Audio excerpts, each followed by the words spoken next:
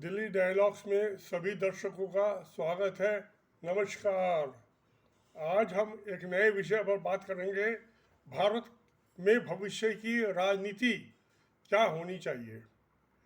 तो किसी भी देश की राजनीति का पहला उद्देश्य है कि सरकार पे किसी तरह से हम सरकार में चुनाव जीत के जाए और सरकार चलाएं।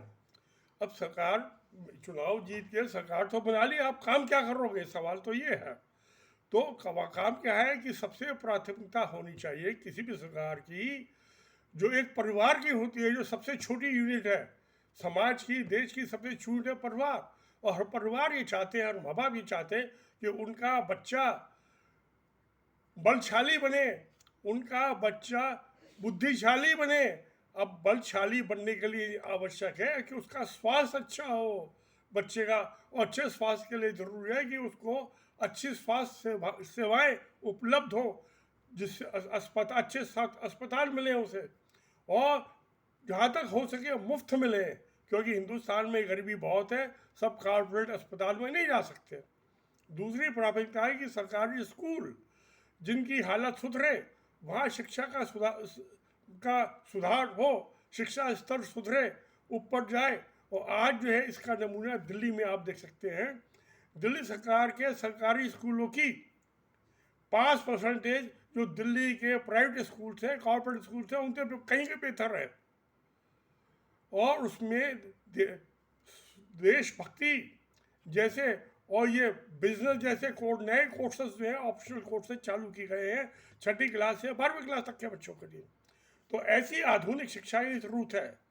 दिल्ली के आप अस्पतालों में जाइए, पहले भीड़ लगी रहती थी, वो भीड़ खत्म हो गई, क्योंकि आमतौर से आदमी को छोटी मोटी बीमारियों, खांसी हो गई, जुकाम हो गया, लोकल सीजनल बुखार हो गया, तो वो मोहल्ला क्लिनिक बनाए गए।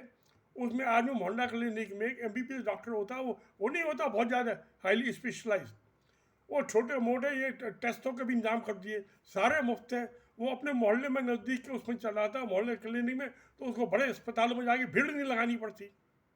इसलिए दिल्ली के बड़े अस्पतालों में स्वास्थ्य सेवाएं बहुत अच्छी हो गई हैं, और इतनी अच्छी हो गई हैं कि उसके पास के राज्य उत्तर प्रदेश, हरियाणा, राजस्थान के मरीज भी दिल्ली के अस्पतालों में इलाज कराने आते हैं, और वहाँ भर्ती होते हैं, और सबको मुफ्त है। तो ये चीज़ है, ये जो सबसे पहली चीज़ है, अच्छा स्वास्थ्य, अच्छी शिक्षा। तो ये आज की जो भी पार्टी है उनके लिए, सबके लिए जरूरी है कि जो आम आदमी पार्टी ने एक नई चीज़ लेके आई है। और तीसरी चीज, अब इसके लिए पैसा चाहिए, धन चाहिए, अच्छे अस्पतालों के लिए, अच्छी शिक्षा के लिए, स्कूलों का स्तर सुधारने के लिए टीचर रखने पड़ेंगे, पोस्टें खाली नहीं छोड़नी है। तो उसके लिए धन क्या, अब सवाल है, धन की कोई कमी नहीं है। अगर जो सरकारी सेवाएं भ्रष्टाचार मुक्त हो जाए तो धन की कोई कमी नहीं है। भारत में इतनी टैक्स रेवेन्यू है, इतनी माइनिंग वगैरह से रॉयल्टी है गवर्नमेंट को, कि उसके पास सरप्लस बजट है। सवाल ये है कि उस बजट का मैनेजमेंट जो है, जो हम बजट बनाते हैं, उसका जो हमारे पास रेवेन्यू गवर्नमेंट की टैक्स रेवेन्यू है, नॉन टैक्स रेवेन्यू है, उसको हम कैसे एक ढंग से पॉजिटिव मैनर में जनता के हित में उसको एलोकेशन कर सके बजट के अंदर। हर साल बजट बनता है। तो इन तीन चीज़ों की आवश्यकता है।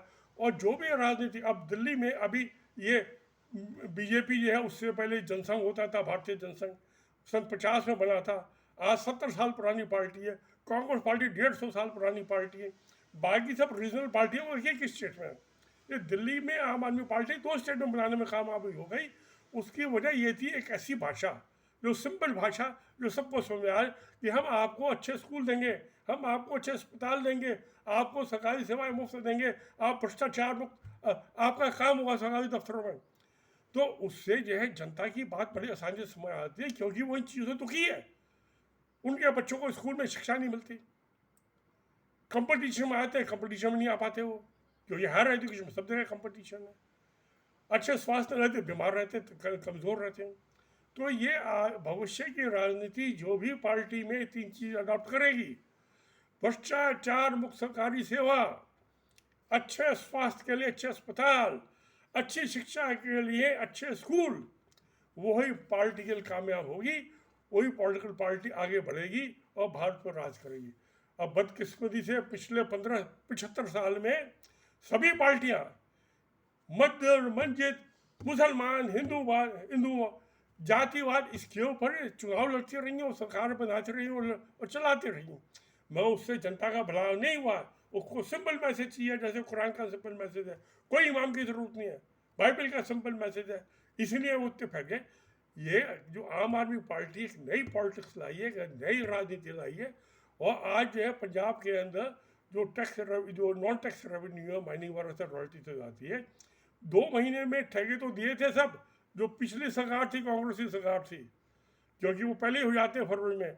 ये मार्च के फरवरी के बाद इलेक्शन हुए, 2 महीने में 15% रॉयल्टी रेवेन्यू बढ़ गई है, 40% जीएसटी बढ़ गया है, जिसका शेयर जो है सेंट्रल गवर्नमेंट को जाता है और सेंट्रल गवर्नमेंट स्टेट को देती है।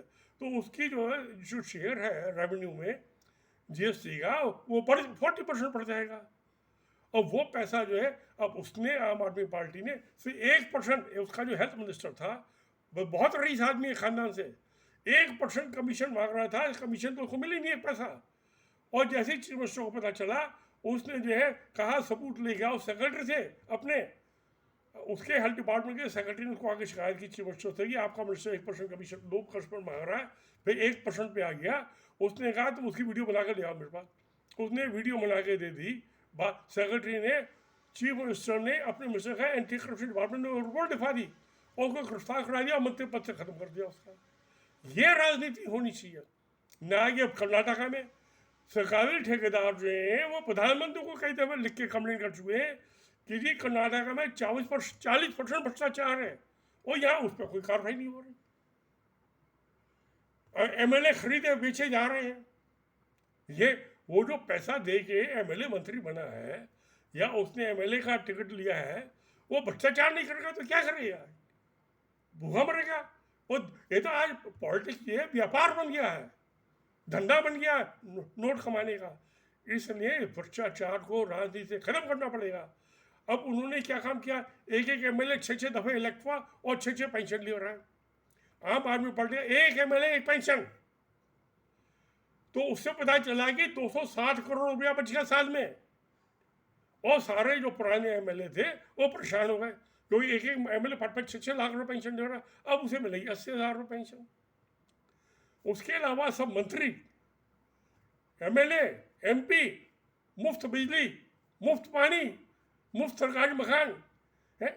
और जनता जो है वो उससे पैसे मांगते हैं कि बिजली के पैसे दो, पानी के पैसे दो, उसको कोई मुफ्त। तो जब सवाल है कि एक आम आदमी पार्टी कहती है कि हम 300 यूनिट बिजली जो है गरीबों को मुफ्त देंगे, 2000 लीटर पानी जो है महीने मुफ्त देंगे, तो जब मंत्री जो है वो इनकम टैक्स भी नहीं देते, जो उनको पेंशन मिलती है उसके ऊपर वो भी सरकार देती है। तो जब मंत्री को, एमएलए को, एमपी को मुफ्त सुविधा मिल रही थी, आम आदमी पार्टी को क्यों नहीं मिलनी चाहिए? राजनीति का बिंदु ये होना चाहिए कि जो सुविधाएं मंत्री को, एमएलए को, एमपी को मुफ्त मिल रही है, वो आम आदमी पार्टी को, गरीब आदमी को भी मिलनी चाहिए।